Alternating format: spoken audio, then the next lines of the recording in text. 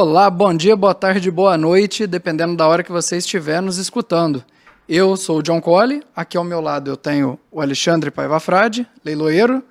Boa tarde. E hoje Bom nós dia, boa temos e hoje nós temos o prazer de receber aqui no nosso podcast Mercado de Arte o professor e doutor Sérgio Abreu, foi meu professor na faculdade e é um prazer ter você aqui conosco, Sérgio, nessa tarde.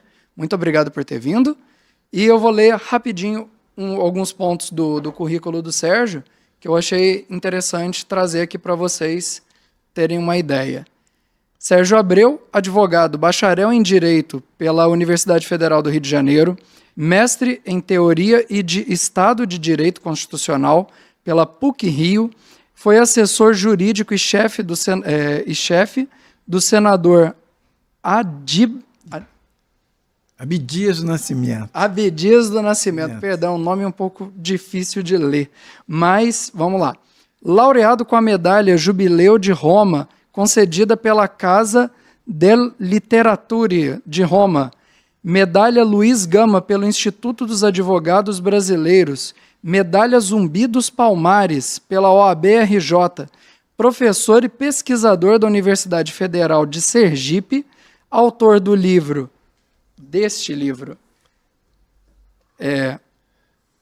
me perdi Os aqui. Descaminhos da Tolerância, o Afro-Brasileiro e o Princípio da Igualdade da Isonomia no Direito Constitucional. Esse livro é uma pancada, rapaz. A gente não se perde tendo esse livro, né? Aquelas todas as mãos que se dão ali no sentido humanitário. Isso não é fazer o bem ou esse livro para ou defender uma raça ou uma etnia, mas é defender os princípios da humanidade, de como se conviver bem com toda a história, de como se respeitar as pessoas. Uma humanidade fraterna e justa, né? Uma boa tarde, Sérgio. Boa tarde, bom dia, boa noite, que a gente não sabe que horas que vão nos escutar, né? Mas o Colli que está coordenando aí, porque eu também sou comentarista. Sérgio, você recentemente fez o lançamento do seu livro aqui na Câmara Municipal e a gente queria saber de você um pouquinho sobre o que o seu livro se trata. Em primeiro lugar, eu gostaria de agradecer aqui o convite de um amigo de cerca de 17 anos, que é o Alexandre. Foi uma das primeiras pessoas que eu conheci aqui nessa cidade e pelo seu belíssimo trabalho, que eu vejo que ao longo desses anos só tem feito uma escalada de sucesso e é uma pessoa importante, é uma personalidade da cidade de São Lourenço. Todo mundo que vem a essa cidade sabe quem é Alexandre Paiva Frade, sabe aonde está a casa de leilões do meu amigo aqui, do Alexandre. Então, em primeiro lugar, eu me sinto extremamente honrado por isso. Por outro lado, eu também me sinto muito honrado de estar aqui, depois de alguns anos, diante de um aluno da universidade, São Lourenço, da qual eu fui professor durante alguns anos. E, enfim, agora eu vou falar um pouco sobre... antes mesmo de falar do lançamento, eu não tenho como não falar da primeira edição, né? Eu tenho que falar da matriz da segunda edição, que foi a primeira edição. Essa primeira edição ela foi fruto da minha dissertação de mestrado na PUC do Rio, em Teoria do Estado e Direito Constitucional, orientado pelo grande professor Carlos Roberto Siqueira Castro, figura consagrada na advocacia brasileira e na vida acadêmica brasileira. E desta dissertação, que foi aprovada com indicação para publicação, é que nasceu a primeira edição, com a publicação vinda da editora Lumen Juris, uma das maiores editoras jurídicas do Brasil. Esse livro ele acabou sendo uma referência, porque naquela época, até então, quase nada se tinha escrito sobre questão racial, principalmente no plano jurídico, porque nas outras áreas das ciências sociais se escrevia muito sobre questão racial, mas na área jurídica, não, sempre Enfim, até porque o número de negros naquela época, naquela ocasião, era irrisório o número de negros na universidade. Principalmente fazendo um mestrado numa universidade de elite, que era a PUC do Rio. Então, eu fiz parte de um grupo de uma geração de lá, né? E esse grupo, até mesmo pela própria prefácio feita a primeira edição do professor Siqueira Castro, foi um grupo, segundo ele, seleto, né? E eu fiz parte desse grupo seleto de mestrandos. Esse livro ele acabou sendo referência para teses de mestrado, de doutorado, enfim, ele acabou sendo a referência sobre questão racial no campo do direito. O seu livro foi referência em outros trabalhos.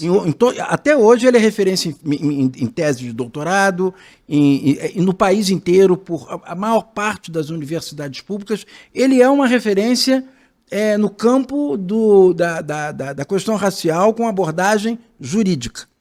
Ele é essa referência.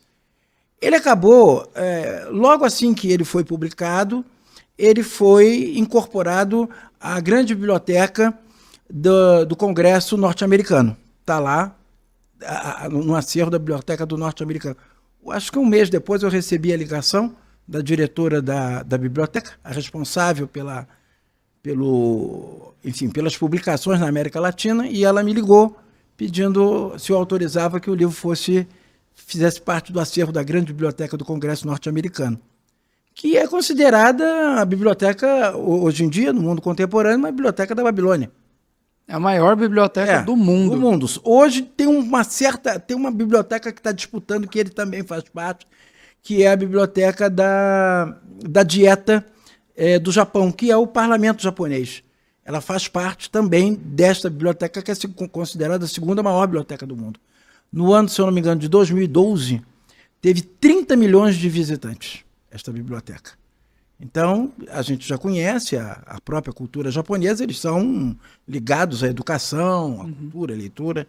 Então, está também na biblioteca da Universidade de Berkeley e, enfim, em outras bibliotecas que até eu não, com a velocidade das coisas, mas está nas principais bibliotecas do mundo.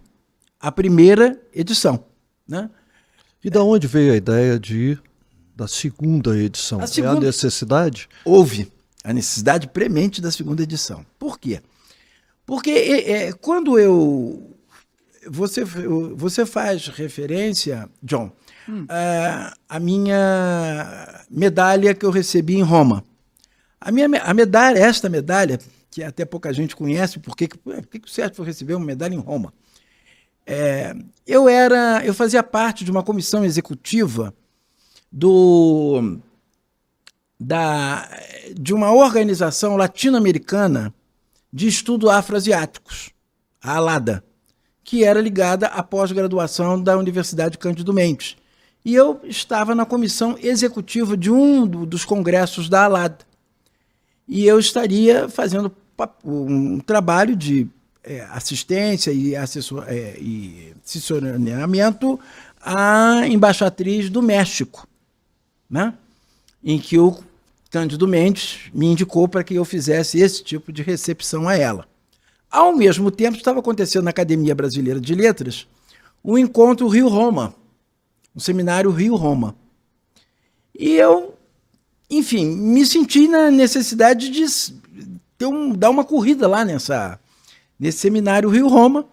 E lá nesse seminário Rio-Roma estava reunido a elite dos críticos literários de cinema de Roma. Estavam lá, todos. E eu acabei pedindo a palavra, né? E quando eu pedi a palavra, eu fiz a defesa da proteção constitucional à cultura afro-brasileira.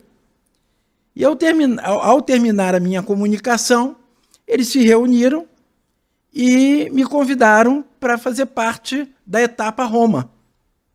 Porque eles entenderam que era uma necessidade, numa perspectiva de cultura universalista, eu estar trabalhando com a Constituição brasileira nesse aspecto, a proteção de uma comunidade importante. Que ano foi isso, Sérgio? Isso foi no ano 2000. 2000. Foi no ano 2000, justamente no jubileu, no aniversário de 2000 anos do nascimento de Cristo, que a Itália estava movida em torno disso, o Vaticano e etc. E eu fui para lá. E chegando lá, eu me vi surpreendido com na mesa, que estava dividindo mesa comigo, com a figura nada mais, nada menos do que Bernardo Bertolucci. O grande Bernardo Bertolucci, que recebeu a Palma de Ouro pelo conjunto da sua obra, né? E na época ele tinha recém lançado o filme chamado Assédio, que era um filme que trabalhava com essa questão do relacionamento de um italiano, de um intelectual italiano, de um pianista, um homem da aristocracia, com uma mulher de um país africano, né? E a história se desenrola nisso. E é uma história extremamente bonita e que nós até fizemos um debate com isso. E estava também presente o Ettore Scola, né? Então estava a elite do cinema italiano, estava lá. E ao final da minha palestra, etc., eu acabei sendo agraciado com esta medalha, a medalha Jubileu de Roma. Quanta honra, né? Quanta honra. Precisa ser reconhecido lá fora primeiro, mas isso é típico do nosso país, né? A gente vai falar muito sobre história ainda hoje. E primeiro vem o reconhecimento internacional, é quase que modus operandi, né?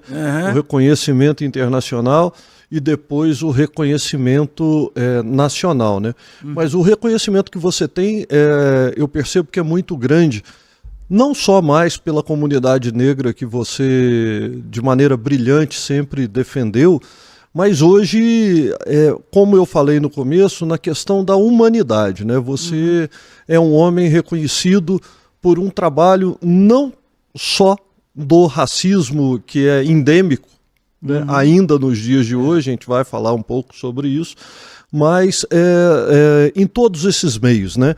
No meio, porque se a gente tem uma questão, eu penso assim, né? Se a gente tem uma questão que eu enxergo o negro, o branco, o azul, o amarelo, todos como meus irmãos. Uma questão muito cristã até essa, né? É tão fácil de viver, né? É tão simples e eu acho que esse desmerecimento que às vezes fazem é uma coisa um tanto quanto grosseira. Eu queria te perguntar um pouquinho que você falasse um pouquinho sobre no Rio de Janeiro. Tem duas das principais avenidas do Rio de Janeiro. Sim. E poucas pessoas sabem o porquê dessas avenidas. Uma delas é o Voluntários da Pátria. Vamos falar uma por vez. Eu gostaria que você falasse um porquê disso, né? Porque os Voluntários da Pátria, eu vou só adiantar e depois ele discorre um pouco sobre a Guerra do Paraguai, né?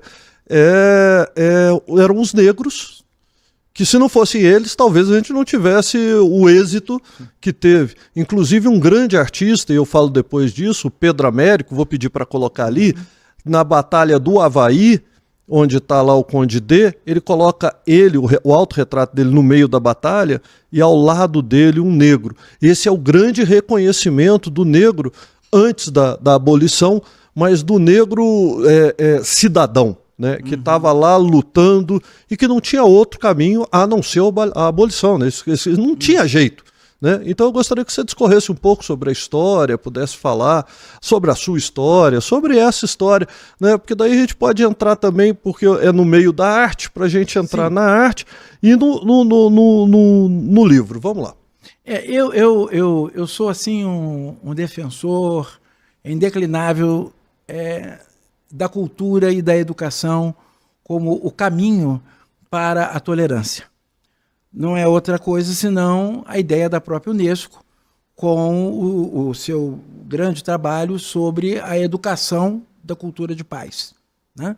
Que é até pouco difundida aqui, tem uma instituição ou outra, uma escola ou outra que trabalha, algumas são até premiadas pela Unesco por desenvolver esse trabalho. Eu vou te dizer isso porque eu acho que o papel, e você vai entender por que eu vou tocar nesse assunto, o papel das escolas de samba, ele é muito importante na versão sobre os principais fatos da história brasileira. Ninguém tem dúvida sobre isso. os grandes enredos das escolas de samba, eles sempre tocam no aspecto da história do Brasil, contada sobre a perspectiva dos negros, e uma perspectiva de comunidade, né? Uma perspectiva de comunidade periférica, favelada, seja lá. Mas essa é a história que é contada, né? Uma das coisas que eu fiz foi no ano de 1991, quando o Collor bloqueou os cruzados. Eu fui na defesa do desbloqueio dos cruzados de uma agremiação que me constituiu, porque eu conversei com eles e disse, olha, eu acho que eu vejo uma saída para o desbloqueio.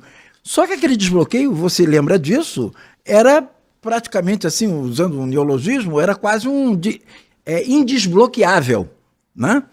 E as pessoas, até algumas pessoas até me criticaram, mas como é que você não está liberando para o cidadão, como é que vai liberar para uma escola de samba? E aí eu falei, eu vou conseguir. E o que foi que eu fiz? Eu levantei todos os arquivos da Portela, que foi a que me constituiu, todos os arquivos, que show, você foi advogado da Portela? Fui advogado da Portela. Putz, levantei legal, aquilo tudo desde a primeira década, porque ela junto com a Mangueira são agremiações das primeiras décadas do século XX. E fiz aquilo tudo. E o que foi que eu descobri? Que os estatutos da Portela, ela basicamente, vamos dizer assim, extremamente similares com o artigo, com a parte da Constituição relativa à defesa da cultura. Então lá aquelas comunidades já tinham ideia de memória e preservação da memória. Então eu peguei os estatutos e comparei com a Constituição. E vi o quanto eles tinham uma política extremamente antecipada daquilo que só foi acontecer em 1988. E esses estatutos eram de que ano? Você lembra mais ou menos? 1911, por aí. Nossa, bem no início. Começo mesmo, bem no começo mesmo. Era o Lundu, Lundu vira o samba, viram os primeiros blocos, aí se cria as primeiras escolas, com Heitor dos Prazeres, também depois participa, né? Os grandes sambistas, né? E aí o que foi que eu fiz? Eu peguei o artigo da Constituição e não trabalhei no sentido do direito à propriedade que estava lá no artigo 5 dos direitos fundamentais, né? Em que os ativos financeiros é propriedade. E fui trabalhar na outra ponta, a ponta do dever. O que diz o dispositivo da parte cultural? Se não me falha a memória, artigo 215.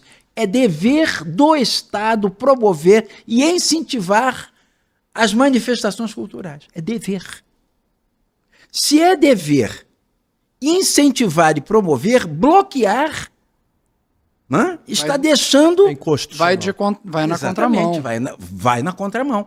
Então, aquela lei que determinou o bloqueio, ela jamais poderia determinar o bloqueio para as manifestações de cultura popular.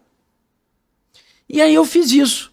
E aí eu descobri tanta coisa, foi uma pesquisa de meses. Fiquei uns 2 meses fechado no escritório trabalhando com isso. Eu fiz um levantamento antropológico, sociológico, cheguei na Semana da Arte de 1922, eu arrumei toda a cultura popular do século XX. Você ainda tem tudo isso guardado? Tenho. Não cabe mais um livro, Sérgio? Eu acho que cabe. Porque falta tanto isso na cultura, isso tinha que ser Sérgio. contado. A cultura, olha só, a gente falou do Heitor dos Prazeres, né? E minha concepção é que Heitor dos Prazeres, se não o maior artista brasileiro, um dos, né? Dentro do hall dos maiores artistas brasileiros. Mas a gente vê o Abapuru, que defende a antropofagia, aquela questão como se cria o índio e tal. Mas aquilo ali está relacionado à cultura indígena. Que é a cultura indígena, dizendo nós somos índios escravizados pela Europa, todo mundo sabe isso, não vou esmiuçar muito, porque a entrevista é com você, não comigo, né? Mas aí eu penso assim, e da cultura negra? A cultura negra está ganhando voz só agora. Sim. E a maior ópera a céu aberto do mundo são as escolas de samba do Rio de Janeiro. Ela é uma ópera, ela tem música, ela tem dança e ela tem a história, conteúdo que ela está contando, como você mesmo disse. Você vai me emprestar o livro? Claro. A capa do livro, ela é uma capa extremamente com influência modernista. Anita Malfatti. Anita Malfatti? A cara... Isto é uma influência enorme Da Anita da Malfatti. Anita Malfatti. As mãos alongadas. Sim. Sim. Né? Você gosta muito de arte, então, sim, mas falta, ô Sérgio, alguma coisa que fale esses direitos. Muita gente não sabe. Muitos advogados desconhecem isso, porque não participaram, nem têm obrigação de conhecer, né? Eles estudaram as cartilhas das escolas, que a gente sabe bem aí de onde vem, como vem, tá tudo certo, mas tem lá, quando você se forma, né, você é douto naquele determinado assunto, né? Quando você se forma, não, quando você faz um doutorado, naquele determinado assunto, mas a cultura geral ela é muito mais ampla. Eu acho que esse livro, ele acresceria a cultura geral do mercado de arte, para compreender, porque quem não sabe de onde vem, como vai saber para onde vai? Né? Eu fiz o livro, o meu livro, agora que eu acabei de lançar, um e-book, e Sérgio é muito meu amigo, a gente batendo um papo, eu falando com ele sobre o livro, e no meu livro tem uma coisa esdrúxula, né? O começo do livro é absolutamente esdrúxulo, porque hoje nós estamos com um doutor laureado em muitos lugares, tal, aqui na nossa frente, mas se a gente pensar pouco mais de 100 anos atrás, um negro de boa, eles falavam de boa qualidade, não sou eu que estou falando, lá atrás, né, se falava nos jornais, ele era leiloado, às vezes eu descobri isso, em leilões de arte. Então era um móvel, não sei o que, mas um negro, isso me causou um espanto, uma repulsa, porque é um ser humano ao lado de um objeto. São Tomás de Aquino, né, fala que a beleza tem luz própria. E eu acredito que nunca um objeto poderá ser mais belo do que uma obra de Deus, que é o ser humano. Então eu queria que você discorresse um pouco sobre esse assunto, porque... Deixa eu só terminar, desculpe, viu, Sérgio? Não, tranquilo. O Heitor Villa-Lobos, na minha pesquisa, eu descobri que ele frequentava o bairro do Estácio. E lá ele ajudava, e ele colaborava junto com Cecília Meirelles, a turma toda da Semana de 22, foi para o Estácio ajudar as escolas de samba. Ajudar não, trocar. Então, muitas das coisas feitas pela chamada cultura erudita, ela teve como fonte cultura popular. Então, o grau de importância disso é gigantesco. Então, você vê que um dos maiores movimentos de arte no Brasil, que foi a Semana de 22, ela foi beber lá no subúrbio do Rio de Janeiro, aliás, no centro do Rio de Janeiro, né? E depois você vê que Villa-Lobos acabou se tornando, no governo de Vargas, né, o maestro de Vargas, a educação pela música. Do Estado Novo. Do Estado Novo. Evidente, a gente tem todas as críticas em relação ao Estado Novo, evidentemente, que teve muita influência de um certo flerte com o nazismo e tudo, mas isso tomou conta praticamente do mundo, como hoje muitos presidentes e primeiros ministros também estão flertando com a extrema-direita. Então isso aí é alguma coisa que é histórica, é um vai e vem permanente, né? E então no final disso tudo eu vou dar qual foi o resultado do processo. O resultado do processo é que eu ganhei. Eu ganhei a ação, foi desbloqueado. O juiz, que não era um juiz que era favorável ao desbloqueio, ele era um juiz assim afinado com a política do Fernando Collor, né? E por acaso ele não era o juiz titular, a juíza titular era outra pessoa, agora daqui a pouco eu vou me lembrar, mas ele deu a liminar determinando o desbloqueio. E me convidou ao gabinete dele para me elogiar muito. E ele disse que eu consegui sensibilizá-lo, levá-lo à infância dele, onde ele ia assistir junto com a mãe os desfiles da escola de samba na Avenida Presidente Vargas, atrás de uma corda. E aí ele sentiu, isto não pode ser desincentivado de maneira alguma. Está na minha mão a minha história e a história da cultura brasileira. Poxa, Sérgio, que bacana. Então eu me senti obrigado a conceder a liminar. Você tem que faz esse livro, Sérgio. Conta essa história. Conta essa história. E aproveitando... Depois foi a Mangueira. Eu consegui estender para a Mangueira. Consegui estender a liminar para a Mangueira. Rapaz, eu sou Grande Rio. Que é a mais recente das recentes. Sim, sim. Né? Eu adoro o Grande Rio, mas vou lá, fui na Mangueira, sou amigo de vários lá, conhecidos, tal. Eu fui secretário de turismo em São Lourenço, né? E eu não fiz questão de trazer, eu trouxe a Grande Rio, óbvio, né? Tinha que puxar a sardinha pro lado de cá, mas a bateria da Grande Rio no carnaval. Mas eu, na época, trouxe a velha guarda da Mangueira.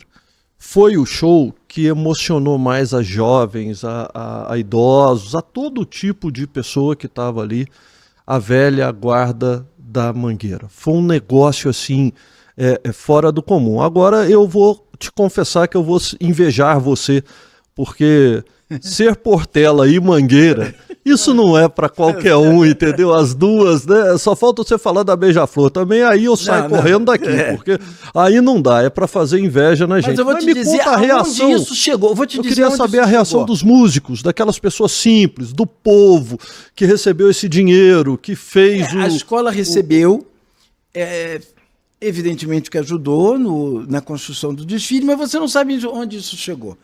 Em 1991, teve um seminário internacional de direito alternativo. Esse seminário reuniu diversos advogados, juristas, etc. E eu fui na Comissão Rio de Janeiro. Você vai rir.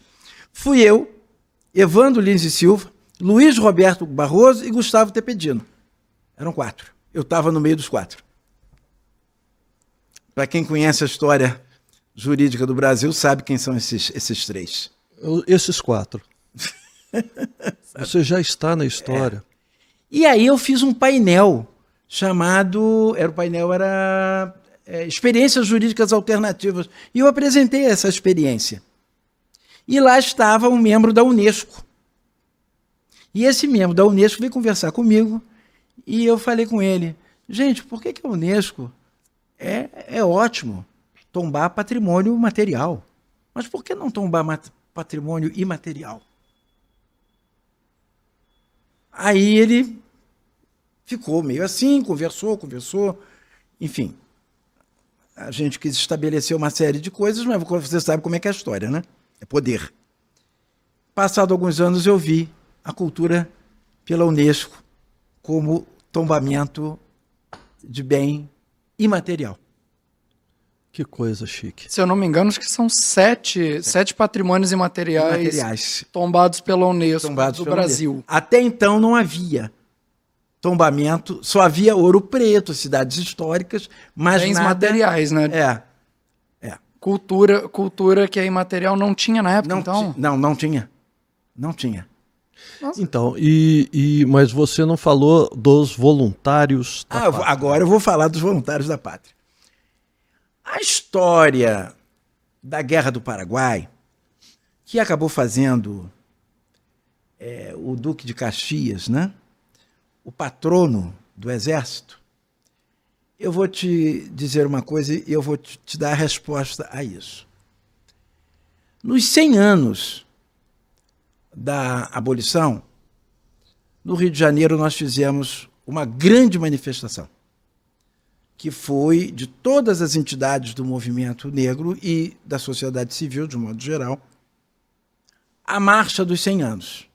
Começou na Candelária e iria até o monumento de Zumbi dos Palmares.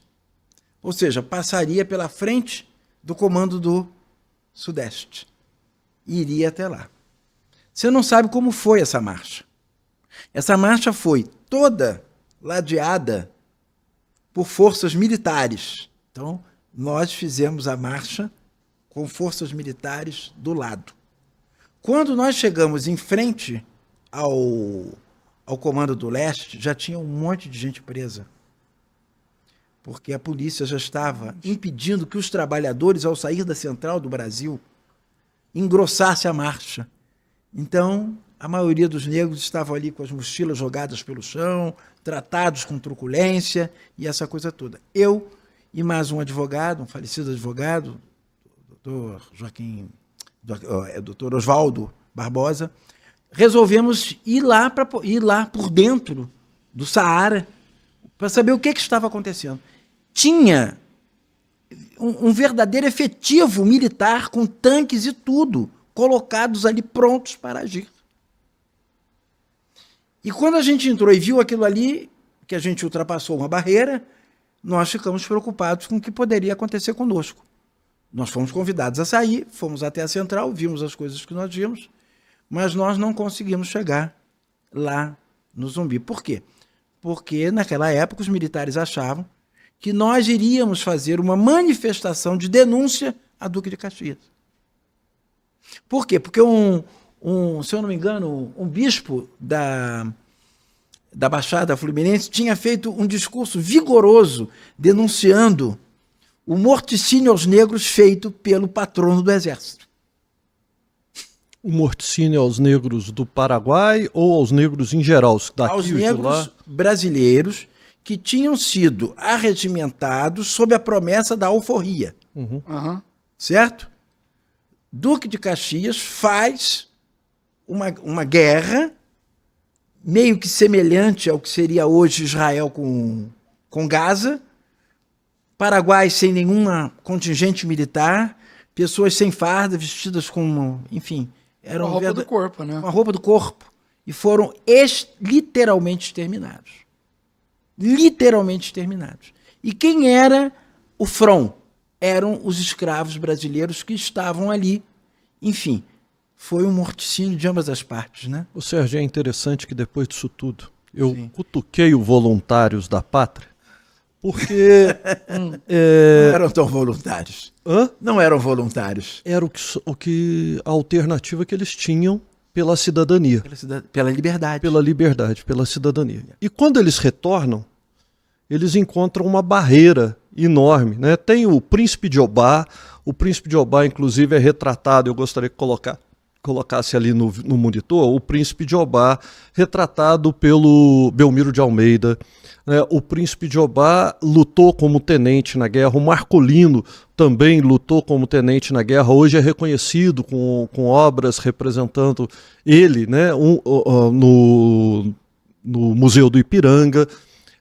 A gente vê que nessa guerra do Paraguai, o próprio Pedro Américo se coloca na batalha e coloca um negro ao lado dele para mostrar essa miscigenação brasileira, né? Essa ideia de que eu sou branco e você é negro, eu acho uma coisa, para mim, absurda. Nós somos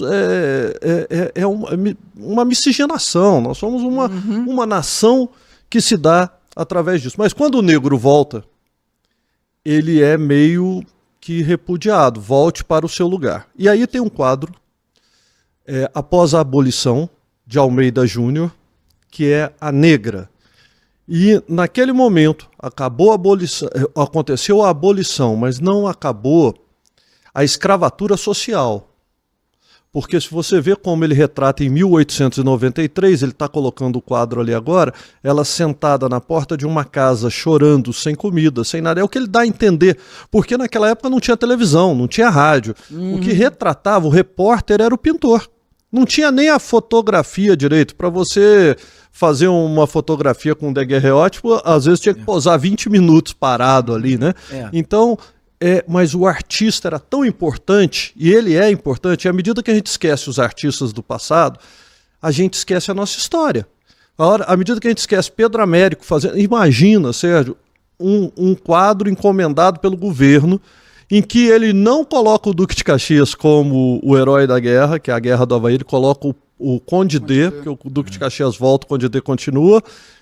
Isso pode ter lá... Na hora da proclamação da República, o Duque de Caxias não se pronunciou, né? Então isso pode ter afetado. Esse quadro foi visto por 60 mil pessoas no Rio de Janeiro, naquela época, e ele coloca os negros. Então ele já tinha a consciência social da igualdade, eu acho. Sim. Porque era um homem que vivia em Florença, vivia na Europa, e o artista está sempre buscando... romper com alguma coisa, né? Por isso eu não critico a arte contemporânea, porque ela está sempre buscando isso, né? Olha, eu vejo assim, a arte exercendo um papel dentro da sociedade que é indispensável. Indispensável. O próprio Debré, embora a gente veja o Debré e aqueles visitantes, né, aqueles viajantes, Missão Francesa. Se não fosse os registros pictóricos deles, nós não saberíamos como era o cotidiano da vida urbana de um escravo. Nós não saberíamos. Nós não saberíamos que numa mesa sentada a nobreza, a criança negra comia o cascalho, os pedaços que caíam no chão, junto com o cachorro. Então esses registros, eles são extremamente importantes. Eu gosto muito, e é por isso que eu acho que tem uma obra do Ernest Fischer chamada A Necessidade da Arte. Ela é pouco lida, mas eu acho que ela é indispensável. A leitura indispensável. Por quê? Porque ele mostra o processo dialético da arte. E, resumidamente, ele diz mais ou menos assim: as pinturas rupestres, se nós não tivéssemos as pinturas rupestres, nós não saberíamos como viviam os nossos, né, antepassados. E ele vai mostrando como é que se dá essa dinâmica. Ele diz o seguinte: a pintura antes, aliás, os registros antes da máquina fotográfica, era pintura, eram os retratos da nobreza, a vida da nobreza, essa coisa toda. E tentavam retratar com a mais absoluta perfeição. Era o elogio à absoluta perfeição do pintor. Quando veio a máquina fotográfica, houve uma conversa de que essas pinturas tinham perdido sentido. E aí ele diz, nesse momento nasce o impressionismo. Ele dá o movimento que a máquina fotográfica não dá. Né? Ele dá emoção. Ele dá emoção, alma, né? Exatamente. E aí, depois, aí veio a máquina de filmar. Agora não tem mais jeito. Nesse momento surge Freud, Jung e etc. Aí vem o quê? Vem o registro daquilo que nenhuma máquina pode registrar, que é o inconsciente. Aí aparece Salvador Dalí e o surrealismo. E ele vai mostrando como a arte é necessária e como ela é dinâmica e como jamais você pode dizer que ela é desnecessária e que ela morreu. Aí a própria arte entra dentro das máquinas. Aí vem o artista fotógrafo.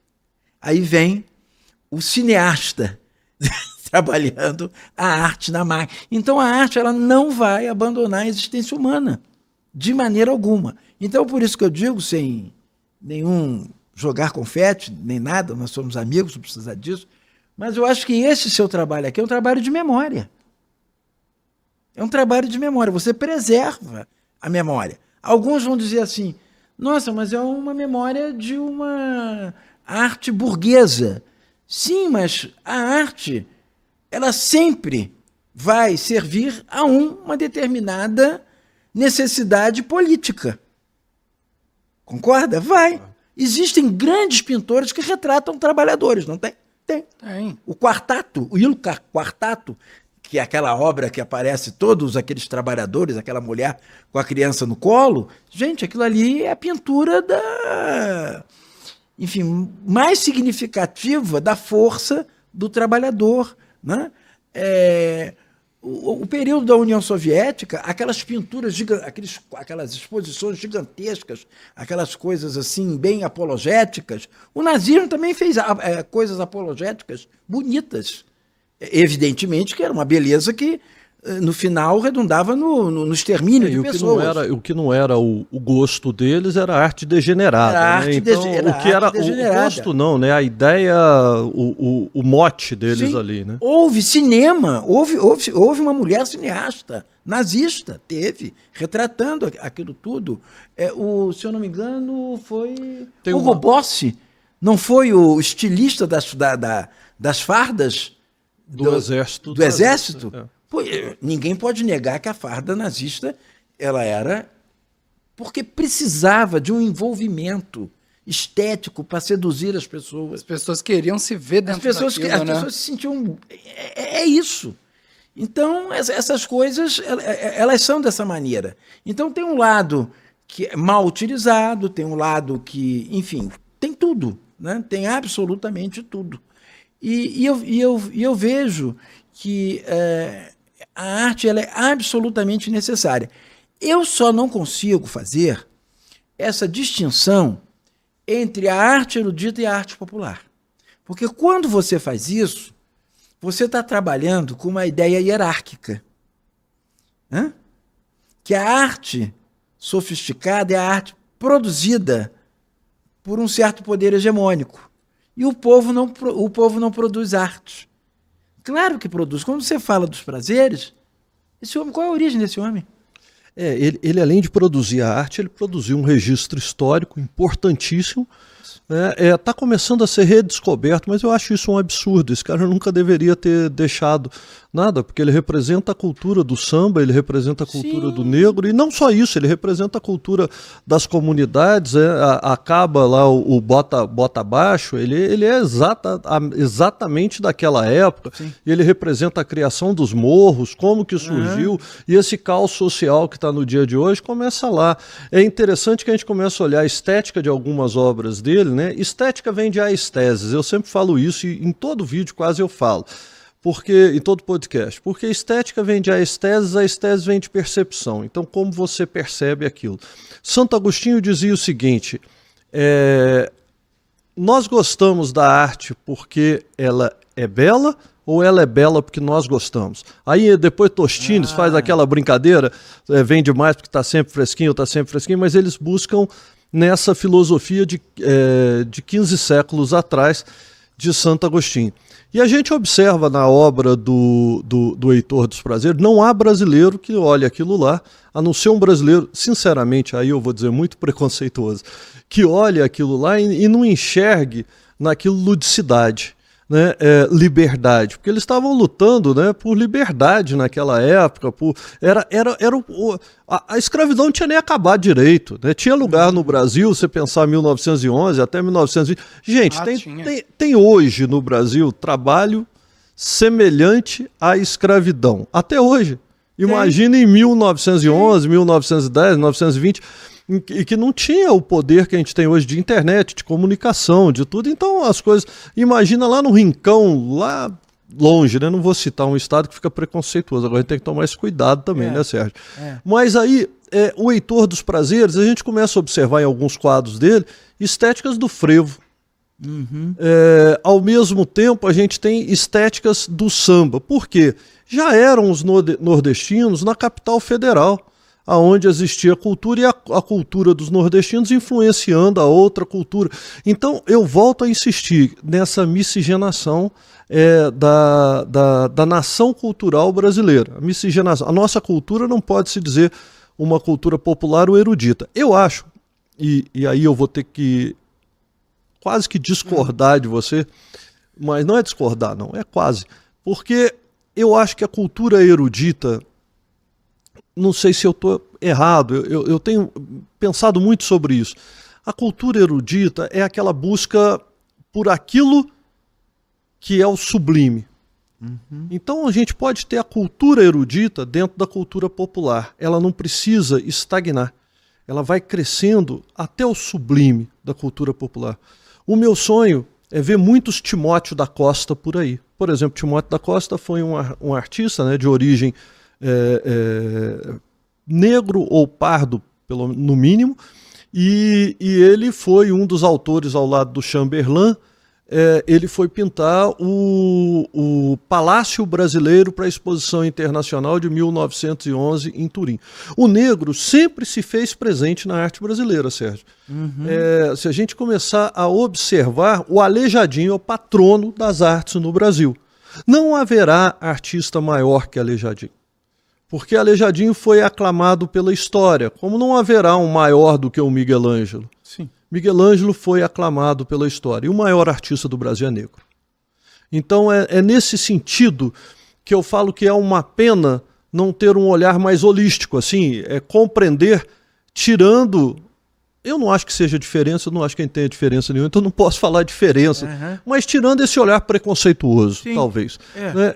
E eu acredito que quem lê um livro como o seu, que eu tive a felicidade de dar, eu acho que nem uma olhada assim no livro, mas eu converso com você todo dia, quase. Praticamente a gente ficou um tempo afastado, mas os bons amigos se reencontram, né? Verdade. E você me ensina muito, muito, muito. Eu aprendo a ser uma pessoa melhor com você. Obrigado. Com a sua defesa, porque quem está defendendo a causa do negro, a causa... Eu não vou entrar no mérito da guerra hoje, porque senão vira confusão. Claro. O sangue está fervendo, né? Mas quem defende a causa do negro, a causa do cigano, a causa de qualquer minoria, dos originários, da liberdade de ser GLS, agora é GLSQIA+.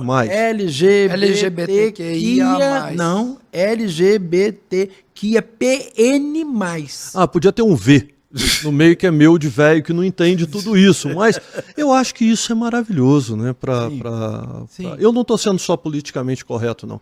Eu não preciso viver determinadas coisas, mas eu preciso conviver com todas elas harmonicamente. Claro. Né? É essa harmonia que Santo Agostinho fala da serenidade. Serenidade, virtude, verdade. Amanhã, inclusive, vamos gravar um podcast falando sobre o telos, a beleza ao olho de um cristão, aos olhos de um cristão. Né? E eu acho que, como ele fala isso, né, serenidade, virtude e verdade, a serenidade nos leva à virtude, e a virtude nos leva à grande verdade, que é Deus, porque a sua verdade está influenciando a minha, está influenciando a dele, mas é a verdade que nos é conveniente nesse momento lutar por ela. Né? Mas existe uma verdade muito maior do que a nossa, que é Deus. Que é esse conceito de Deus, e que o homem prepotente que surge lá no Renascimento, que ele inverte a frase de Protágoras, né? O homem é o centro de todas as coisas. O homem é o centro de todas as coisas mesmo, porque as coisas estão lá na Bíblia, criado por Deus para ele, como está também no Alcorão, como também tá na promessa da Torá, tudo é para você, né? Você reinará sobre todas as coisas e as criaturas, e só não pode confundir criatura com ser humano. Né? Criatura é criatura, não reinará sobre seres humanos, não, porque somos todos iguais, senão a gente entra nessa questão talvez racista. Né? E é por causa disso, porque eu me julgo que dominarei sobre todas as criaturas, e quando eu compreendo o negro como uma criatura e não como um ser humano maravilhoso, fruto de Deus, da chama divina, e aí eu não, né? Aquele povo o escravizava. Mas a escravidão, hoje, eu queria saber de você, ela continua, não continua? Deixa eu dizer uma coisa. Eu digo porque quem ganha um salário mínimo hoje sofre muito, né, Sérgio? Sofre muito. Eu vou dizer uma coisa. Naquele evento de lançamento, lá na Câmara, em que o Eduardo Suplicy defendeu a lei da qual ele foi um dos inspiradores, praticamente o redator, sobre renda básica mínima, universal e inegociável, eu fiz o link de quem seria o destinatário dessa renda básica mínima. Porque nós temos hoje 55% da população brasileira, segundo o IBGE, constituída de negros. Como é que se divide isso? Negros se divide em preto, pardo escuro e pardo claro. Esse é o critério de classificação segundo o IBGE. O negro, que compõe esses três, corresponde a 55% da população. A população negra brasileira é a segunda maior população negra do planeta. Só perde para a Nigéria. Os prognósticos é que daqui a algumas décadas, não muitas, nós estaremos muito além de 55%. Né? E isso vai tornar esse país, vamos dizer assim, com os avanços em que a comunidade negra está conseguindo desenvolver dentro da sociedade, nós vamos acabar ocupando determinados pontos estratégicos dentro da sociedade brasileira. E como isso vai se dar? Né? Como vai ser essa relação? A gente sabe que uma história baseada no racismo, ela não tolera de maneira nenhuma que aquele que ele julga inferiorizado, ele saia do lugar da inferioridade e passe para um outro patamar. Né? Isso é em relação a negro, é em relação à mulher, é em relação a todas as minorias. Qualquer um que tem que, sim, de acordo com a tua visão, qualquer um que invada o espaço branco, hétero, entendeu? É isto. Quer dizer, aquelas pessoas têm que ser subjugadas. Aquelas pessoas têm que ser subjugadas de qualquer maneira. Por quê? Porque isso tem uma questão econômica chamada distribuição de riqueza. A distribuição da riqueza, essa lógica, é da concentração da distribuição da riqueza. Então, quando eu falei isso para ele, o evento, você assistiu, ele ficou muito dinâmico, né? Ele ganhou o próprio Suplicy, ele acabou fazendo um diálogo extremamente interessante entre a renda mínima e a realidade dessa população. Quando você me fala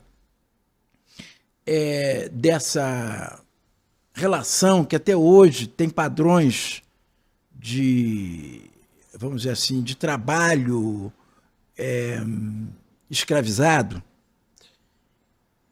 a realidade é essa que você está me relatando. E ninguém tem dúvida a respeito disso. Mas aí a gente precisa entrar... Então a distribuição de renda é um processo escravagista. É um processo, a concentração de renda é a manutenção da escravidão. Você me disse que você prova e você faz parte desses grupos de estudos, Sim, como pesquisador da Universidade Federal do Sergipe, que as oligarquias são as mesmas, as famílias... É impressionante quando você me falou, eu não posso falar porque foi você, esse é um estudo seu, que fala que determinadas famílias hoje muito poderosas e ricas eram famílias dos navios de escravos, que traziam escravos, não é isso? Sim, existe um estudo bastante já avançado da Universidade Federal Fluminense, da UF, também tem da UFRJ, que tem trabalhos extraordinários a esse respeito, especificamente sobre o tráfico negreiro. Por que o tráfico negreiro e não... quer dizer, a escravidão com o recorte tráfico negreiro. Né? Porque o tráfico negreiro foi o grande negócio. O tráfico negreiro, a partir da Lei Eusébio de Queiroz, né, que proibiu o tráfico no Atlântico, proibiu o tráfico. É 1850. 1850. Né? A lógica liberal inglesa disse o seguinte, né, sem nenhum discurso de humanismo por detrás disso, era econômico. Nós não podemos ter milhões de pessoas num sistema do qual o consumo ele é a sua razão de ser, não é isso? O consumo é a sua razão de ser, com pessoas sem dinheiro para poder consumir. Então, o que a gente faz? Tem que libertar essas pessoas para elas serem assalariadas e consumidoras. Agora, a Inglaterra foi forçando isso, foi criando uma política internacional nesse sentido. O Brasil vivia um drama. Isso é uma coisa super interessante a ser pensada. O Brasil, em pleno boom do liberalismo econômico, né, protagonizado pela Inglaterra, né, o que é o Brasil? O Brasil é um país cuja economia se baseia na escravidão. Toda a economia brasileira do século, principalmente do século XIX, é baseada na escravidão. Não tem outra coisa. As minas de ouro, a cafeeira, tudo usava mão de obra escrava. Nosso estado aqui, Minas Gerais, foi o estado de maior barbaridade que aconteceu na escravidão, porque era aqui que se tirava o ouro, era aqui que se tirava as riquezas minerais. Então isso aqui tem verdadeiros cemitérios de minas que foram demolidas com escravos dentro, nunca ninguém se interessou de tirar as pessoas de lá, ou socorrer, ou coisa parecida. E no outra ponta era o Nordeste com os usineiros. Os usineiros do açúcar. E são das mesmas famílias. São das mesmas famílias. Agora, qual é o dilema e o paradoxo? É que o mundo estava caminhando para o liberalismo. O Brasil foi o último a abolir a escravidão. Ele resistia porque as oligarquias brasileiras continuavam insistindo em ter a mão de obra escrava. Só que agora não era só mais a mão de obra escrava. Aí você vai dizer assim, poxa, leiloava-se um ser humano. Bom,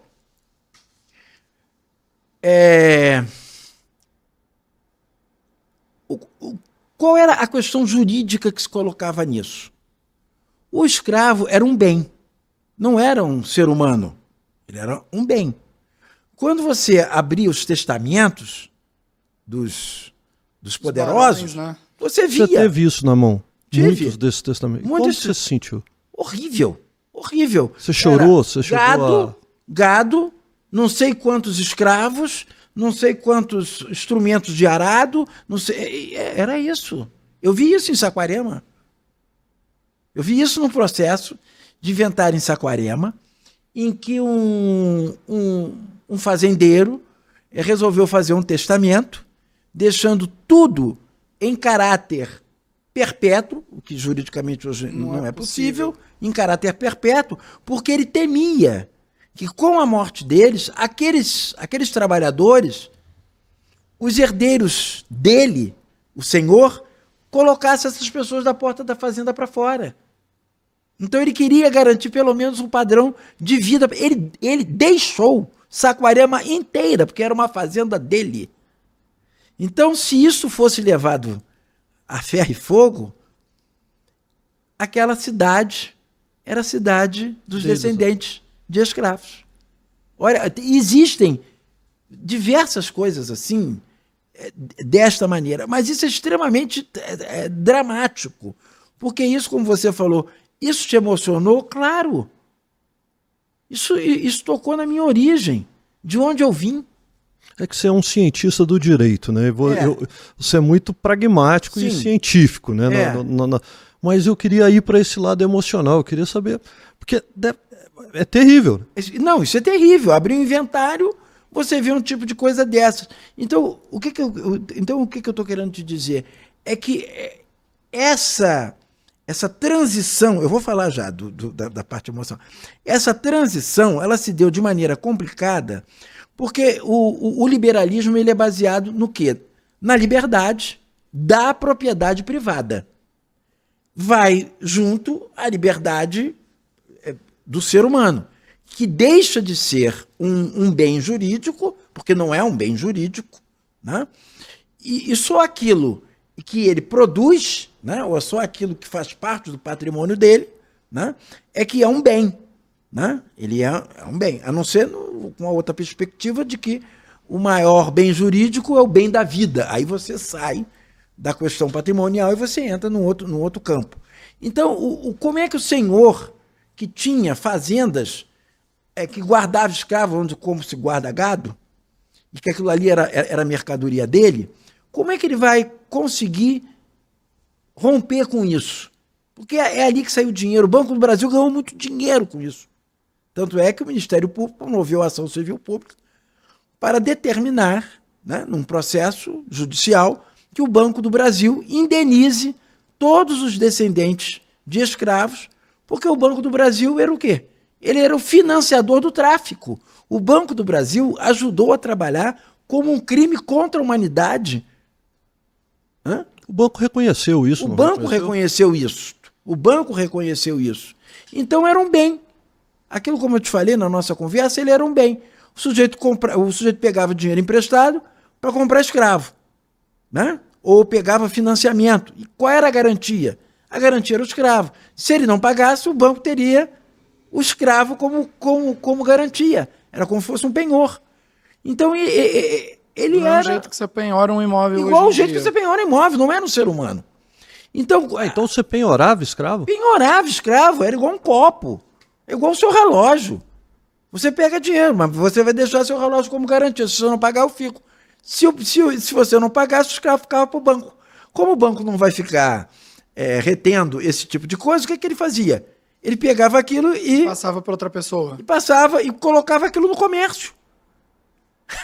Aquilo virava ativo Ele financeiro. tinha que transformar aquela pessoa Sim, em a gente dinheiro. estava Nossa, formando, cara, naquela isso é pessoa não, aquele bem em dinheiro. Nossa, isso é muito Então horrível. isso prevaleceu durante muito tempo. Agora, eu vou fazer uma provocação para você. Quando a gente lê tráfico, o tráfico é uma palavra que está associada ao quê? A crime, não é isso? Sim. Tráfico de órgão, tráfico de entorpecentes. Então, a gente vê hoje assim, sem nenhum constrangimento da minha parte. Você pega um grande traficante, Marcola, Fernandinho Beiramar, né? Só para citar nomes assim que publicamente todo mundo sabe, né? E que estão até com... enfim. Esses fazem parte de um crime organizado. Chefes de um crime organizado. Você imagina que um senhor desse, de escravos, que trabalha com o comércio de escravos, cuja proibição internacional, e tinha uma lei brasileira que dizia que era proibido o tráfico de escravos, qual é a diferença desse traficante lá do ser humano para o traficante de hoje? O do ser humano era financiado por um banco. É incrível isso. É incrível isso. Imagina um banco financiando todo o tráfico de drogas no dia de hoje. Financiando o tráfico de órgãos. Então, o tráfico de drogas hoje é o que... o uso de droga, o tráfico e tal, é o que está denegrindo a nossa... está degenerando a nossa sociedade. Na época era a escravidão. Na época era a escravidão. Mas só que a escravidão, ela não tinha o repúdio como tráfico, como hoje tem o narcotráfico. Aquilo era Ela era tolerado. aceito, né? Era institucionalizado. Institucionalizado. Né? Por isso que o racismo é estrutural. Se alguém tem alguma dúvida que o racismo é estrutural, olha para o Banco do Brasil. Ele é estrutural, ele foi financiado, ele foi bancado. Ô Sérgio, e a gente conta toda a história. Eu digo que ler o teu livro, né? Eu estava falando e pulei, mas não é só um livro de direito, né? Você vai entender do direito, os descaminhos da tolerância, o título é bem perfeito, mas você vai fazer também um mergulho na história. Mas eu sei que você já aponta o futuro. Eu gostaria então, já que a gente falou tanto de passado, de história, porque eu sou antiquário, galeria de arte, ele produz os vídeos de antiquário, galeria de arte, não tinha como não falar do passado. Sim. Mas quais são as propostas? Como vai ser o nosso futuro? Será um futuro iluminado de irmãos? Né? Eu, por exemplo, eu posso dizer, eu amo estar com vocês, né? Não é estar com negro, com branco, com qualquer... Eu amo estar com vocês, nós somos amigos, somos tudo igual. Igual não, eu aprendo demais com você, né? Eu acho que, assim... não falou quase nada do seu currículo, não falou que você trabalhou com o Joaquim Barbosa, que depois você está bravo com ele, que ele foi morar na França, mas que vocês foram grandes amigos, que defenderam juntos, tanta coisa. Joaquim Barbosa, ninguém vai tirar dele de ter sido um exemplo do Brasil, né? O filho da lavadeira, Sim. ministro do Supremo Tribunal Federal, Você é ministro-presidente do Supremo. um baluarte da dignidade. Nos dias de hoje, então, não, vamos mudar o assunto, que não pode fazer, senão a gente vai preso. Se for falar de Supremo hoje, né, é complicado. Mas eu tenho você para me defender. Mas olha, esse baluarte que você trabalhou junto, que vocês participaram, você escolheu São Lourenço por amor, veio morar aqui. Para mim foi ótimo conviver e ganhar conhecimento de uma pessoa como o Dr. Sérgio, professor, pesquisador, tal. O que você... Como você enxerga o futuro? O que você nos diz nesse livro sobre o futuro? Sobre os avanços que tivemos? Sobre a sua participação nesses avanços? O futuro do racismo? O futuro? Fala pra gente. Olha, eu para falar disso eu vou ter que te responder alguma coisa que você me perguntou e eu tenho a obrigação de responder. Eu imagino que uma pessoa que tem um trabalho intelectual envolvendo essa questão, né, eu acho que ele não pode trabalhar única e exclusivamente no campo da racionalidade. Quando você me perguntou, quando você viu pela primeira vez um testamento constando os seus antepassados como um bem, o que você sentiu? Eu senti força para continuar fazendo tudo que eu estou fazendo até hoje. Incrível, cara. Então, são essas coisas... Mudando a história. Exatamente, exatamente. Você tem consciência que você é um grande agente da mudança da história. Eu não me digo grande assim, eu me digo como um responsável e com a obrigação, como cidadão, como ser humano, para mudar essas coisas, não só para a minha raça, mas para a nação brasileira. Porque enquanto houver esse tipo de coisa, o Brasil jamais será um Estado democrático de direito, jamais poderá ostentar que é uma democracia, porque numa democracia não cabe extermínio. Então, quando eu vejo esse tipo de coisa, eu não sei há quanto tempo, há quantos minutos nós estamos gravando. Já passa de 50. Já passa de 50. A cada 20... Uma hora e... a cada 20 minutos morre um jovem negro. Quantos jovens negros já morreram nesse tempo de gravação? Ainda tem esse índice tão alto? Assim. Altíssimo. A cada 20 minutos é assassinado um jovem negro. Isso é genocídio. Isso é genocídio. A gente está aqui, está morrendo. Não precisa ir nem tão longe assim, cruzar o Atlântico, falar de uma guerra que está acontecendo mas pode olhar aqui no quintal de casa. Não. Isso aqui ela é assim. Então, quando você me perguntou qual o grau de emoção que te coloca nisso, só de eu falar disso, mexe comigo. Nossa. Porque não é admissível que pessoas sejam mortas por uma questão racial a cada 20 minutos. E jovens. O que é isso? É a morte do futuro. Matar a cada 20 minutos um jovem negro é matar a cada 20 minutos o futuro do país. Sob o argumento de que, com isso, você está fazendo uma limpeza étnica. Limpeza étnica é genocídio. Pereira Passos fez isso lá no passado, quando você fala. Do bota abaixo, né? Do bota abaixo. Vamos esconder o problema, né? Esconder o problema.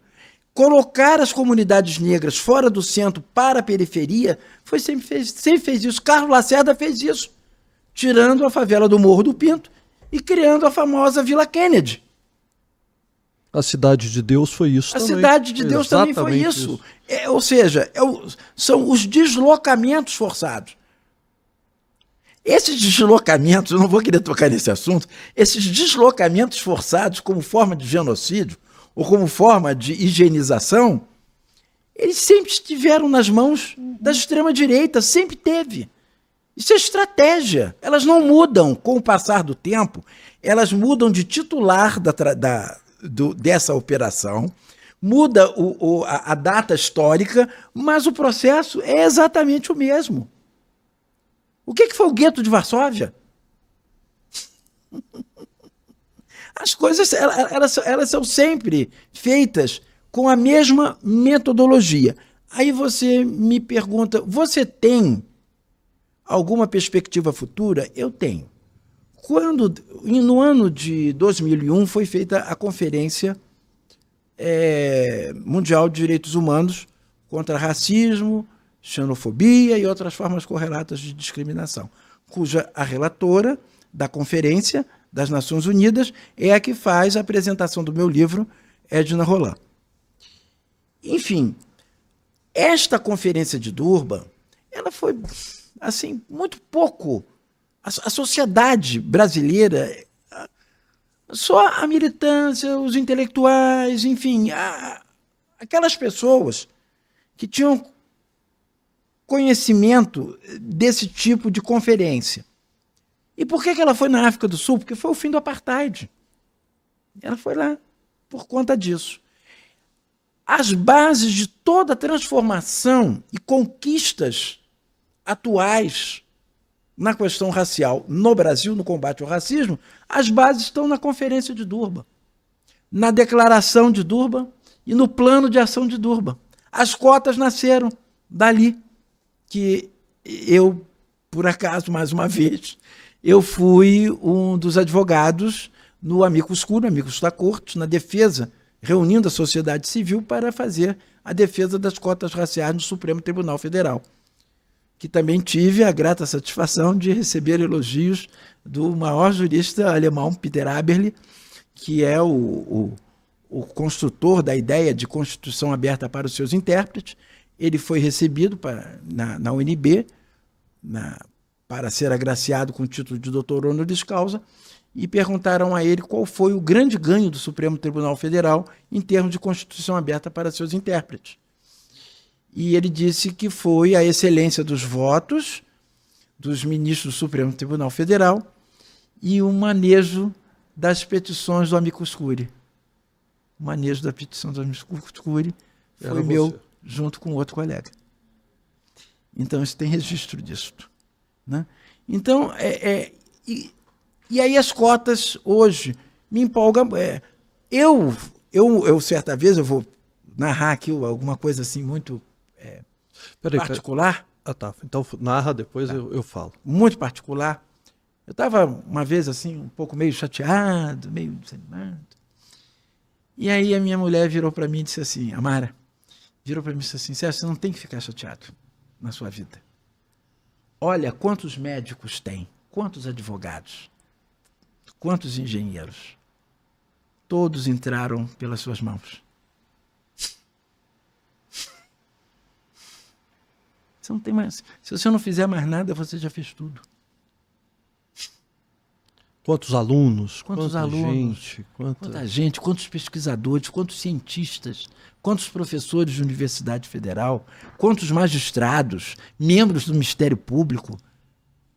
Que foram seus alunos, que tiveram com você. Que foram meus alunos e que foram beneficiários das cotas. Beneficiários das cotas. As cotas depois se estenderam para concurso público. É verdade. Enfim, tudo isso, quando você me pergunta, e aí, qual é o futuro que você vê? O futuro está aqui, cara.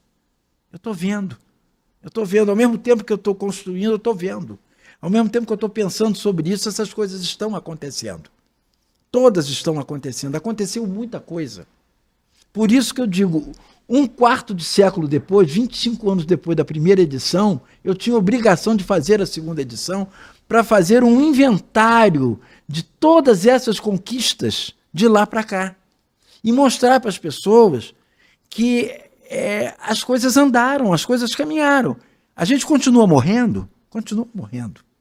Continua enchendo as penitenciárias? Continuamos enchendo as penitenciárias. Continuamos enchendo os manicômios? Continuamos enchendo os manicômios. Continuamos sendo vítimas de obesidade, que eu recebi denúncia desse tipo agora há poucos dias. Obesidade mórbida é da população negra, que não tem atendimento na saúde pública para isso, porque não tem balança para medir alguém que pese mais de 100 quilos. E como é que você vai tratar de um obeso de quase 200 quilos, 250 quilos? Tem gente assim. E você não tem. 120 não é, não, né? 1,90 m, 120. Não, estou dizendo. Eu peso, sei, eu entendi. As balanças são balanças convencionais. Então, eu disse que eu ia fazer uma dramatização, e vou fazer. Um autor chamado Stephen Jay Gould, ele tem uma publicação muito interessante chamada A Falsa Medida do Homem. Nós já até conversamos sobre isso. Como, num determinado tempo da história das ciências naturais, os seres humanos racialmente eram classificados pelas medidas. A falsa medida do homem, o peso do crânio, o tamanho dos pés, as dimensões eram feitas assim, desta maneira. Então eu vou te dizer uma coisa. Essa régua que mede o racismo, eu não vou quebrar, porque nós ainda não conseguimos quebrar. Mas que ela vai envergar, e ela está envergando, e vai chegar uma hora que ela vai partir, ela vai. E aí quem faz dela a forma de discriminar pessoas, não vai ter mais. Eu fico emocionado com o que o Sérgio fala. No meu coração, pessoalmente, essa régua não existe. Como falei, amo estar com vocês, né, com pessoas que estão debatendo isso. Eu O meu olhar é holístico, o meu olhar é pela humanidade. Eu olho pelos olhos da arte. Esse programa é um programa para falar da história e da arte. E hoje nós tivemos um professor aqui, né, falando sobre a história. Eu pincelei a história da arte dos negros no Brasil, das questões. Nós colocamos aqui proposital a Princesa Isabel, do Rodolfo Bernardelli, em cima da mesa. É uma obra muito importante de um artista que era diretor da Escola Nacional de Belas Artes. Mas foi um momento em que eu imaginava que você ia responder assim: o futuro será brilhante, as pessoas terão mais consciência, o futuro será um negócio muito bacana, porque você sabe, eu sou da filosofia de Santo Agostinho. Hoje eu não sou polarizado, não sou direita nem esquerda. Se sentar alguém da extrema direita aí e for alguém interessante, competente e que possa debater com a gente, eu acho que a ciência propõe isso, né, da gente crescer a cada momento na vida. Porque o crescimento só vem quando você tem ideias opostas que se conflitam e disso sai um resultado de avanço. Um resultado, né, uma questão do avanço. Mas eu vejo que na arte existe às vezes alguns conflitos, né, entre a arte, alguns conflituam a arte contemporânea com a arte clássica, que é o caso com que eu trabalho. Eu percebi esse nicho e me mantive nesse mercado que eu gosto. A arte clássica é o registro do que dará base para o futuro. A arte contemporânea, ela é um alento, inclusive nesse caso do racismo, porque ela quebra paradigmas, ela vai tentar criar algo novo e uma experimentação que nós talvez não tenhamos ainda experimentado. Eu espero que esse novo seja muito bom, né? Que não seja um novo como a gente está vendo. Eu espero que, sinceramente, eu tenho que fazer esse desabafo, que não seja um novo mais de ódio, de problemas, um novo em que eu possa te olhar com esse olhar que eu falo. É o olhar da serenidade, o olhar que Santo Agostinho propôs de te olhar como um filho de Deus. Eu acho que esse é um caminho para mim. Sim. E eu me isolei, vivo quietinho aqui, fiz o podcast para a gente falar de arte, falar com pessoas brilhantes como o senhor, mas eu vou lhe chamar de senhor nesse momento, que eu vou esquecer a amizade e colocar você à altura que você merece, um professor, um pesquisador, um homem ímpar, brilhante, que defende a sua causa e que dá orgulho à humanidade. É assim, é apertando de um lado, do outro, que eles vão indo e alguma coisa tem que surgir melhor, porque se tivesse todo mundo parado, a gente estava parado lá na escravidão. A arte também é isso. Você falou dos registros, você falou do futuro, e eu, depois disso tudo, é o segundo podcast que a gente grava. Eu já chorei aqui, a câmera não pegou de ouvir determinadas coisas, os olhos encheram de lágrimas quando você falou que está aqui para lutar. Quando você pegou aqui, ele está para lutar. Eu fui defensor dos direitos das pessoas especiais, fui presidente da APAE 10 anos, e eu sei exatamente o que é isso. Eu sei exatamente o que é defender. Eu tenho uma filha excepcional, o que é defender uma causa. E isso é muito importante, né? Eu, dentro da APAE, só posso dizer o seguinte: eu fiquei 10 anos, eu fui presidente, achei que ia ajudar. Eu só percebo que eu fui ajudado. Em momento nenhum, por mais que eu tenha feito a minha obrigação, eu ajudei. Eu percebo que eu fui muito ajudado e que, com uma entrevista dessa, com amigos desse, eu terei ainda um futuro com mais esperança de que as pessoas não façam nada disso, de querer matar os outros, de fazer não sei o quê, mas que a gente possa... É só questão de filosofia, né? É só eu te olhar, meu irmão, que coisa... Por que te matar? Não, porque você está me matando, eu não vou te dar uma rosa. Jesus deixou muito claro, quando baterem de um lado, deu outro. É isso. Eu vou te confessar uma parte da história da minha vida. Eu, pequeno, 8 anos de idade, comecei a estudar música, tocar piano, fui até os 18 anos de idade. Depois fiz umas aventuras de pintura, essa coisa toda. E eu tenho uma formação clássica, né? Até hoje, a minha formação é essa, tanto na parte de literatura, quanto na parte da música e tudo. Graças a Deus, eu tenho uma formação musical muito boa. E eu vou te dizer uma coisa que eu acho que é um pouco de resposta à sua essa ansiedade benigna, que é imaginar o ser humano no futuro muito diferente do que ele é hoje ou do que ele já foi. Aliás, a utopia é o que nos alimenta, né? E eu vou te dizer uma coisa, a 9ª Sinfonia de Beethoven, ela é baseada na parte do coral num poema de Schiller. E foi a única sinfonia, foi a primeira sinfonia que teve coral. E ela é o hino da União Europeia. E você sabe qual é um dos principais versos? Nós todos seremos irmãos. Esta é a ideia da União Europeia. Esta é a ideia da União Europeia que reconheceu em Beethoven o gênio, como a Alemanha tem vários, Bach, Beethoven e por aí afora. Mas eu estou falando da 9ª Sinfonia porque ela é baseada num poema. E esse poema, ele aponta para isso. Nós todos seremos irmãos. E eu também acredito que nós todos seremos irmãos, ainda que isso seja uma utopia. Mas a utopia faz a gente ter vontade de viver. Deus quer, o homem sonha, a obra nasce, de Fernando Pessoa. E tem uma outra que diz, se não sabemos mais sorrir, se não sabemos mais sorrir, o que nos resta é chorar. Então vamos pela utopia.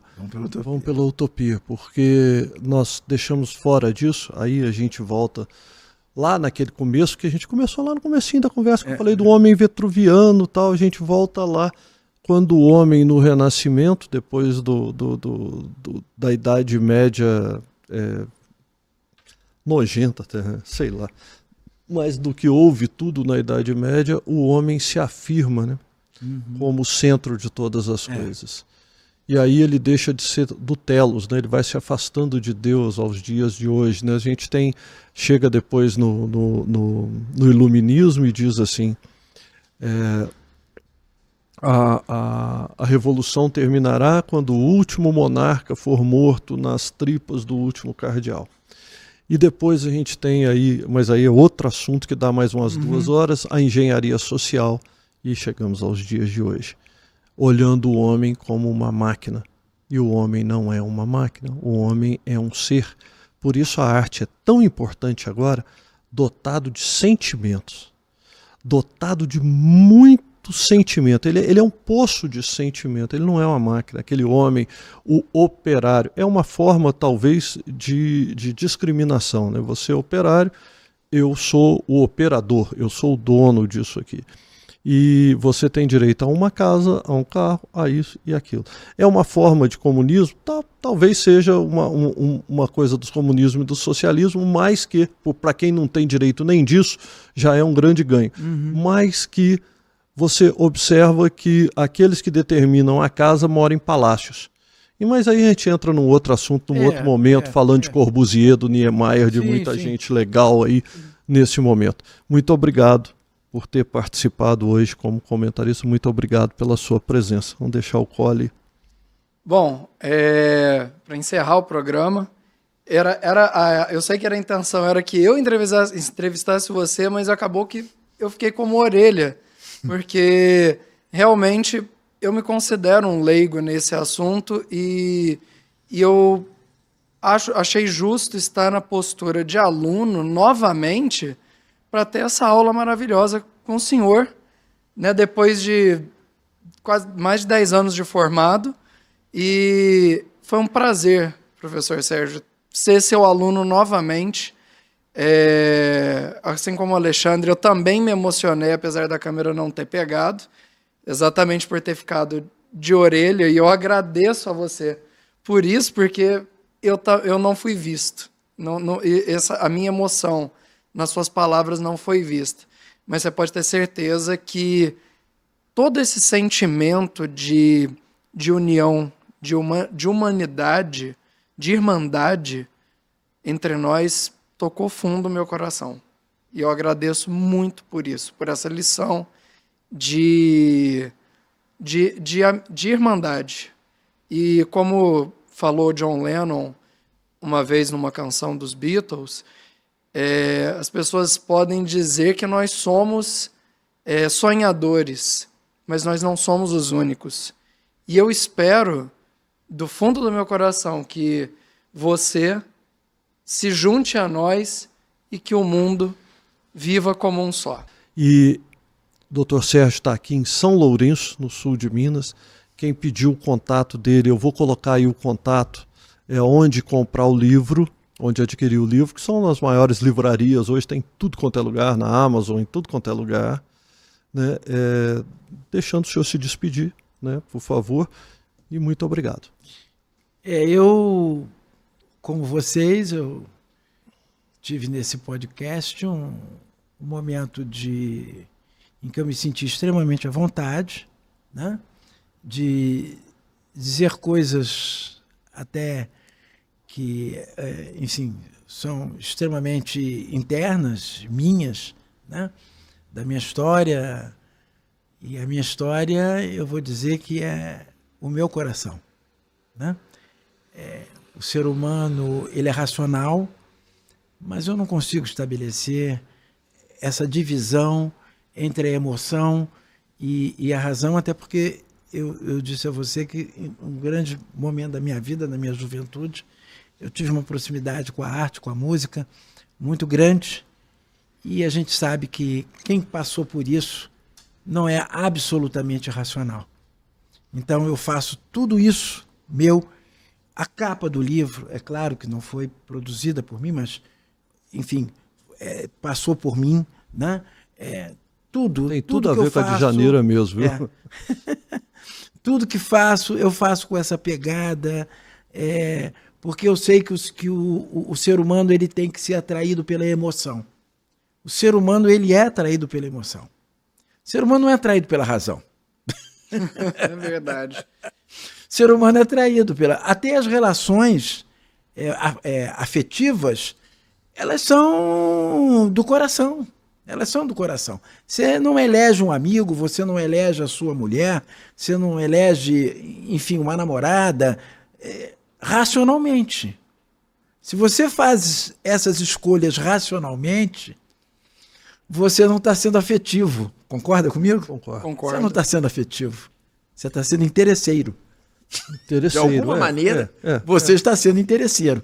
Porque a proximidade amorosa feita pela razão, ela é uma aproximação de interesses e não uma aproximação do amor. Então, eu me aproximo... O amor é mais hedonista, né? O amor é mais hedonista. Não, né? É no bom sentido, né? Assim. Enfim, e eu me senti extremamente à vontade, me sinto assim extremamente gratificado por nós termos nos reaproximado. As nossas histórias de vida fizeram com que a gente se afastasse, mas, enfim, Deus sabe de todas as coisas. Hoje nós estamos nos reaproximando e eu acho que é uma relação de convívio, é uma relação de parceria fraterna, né?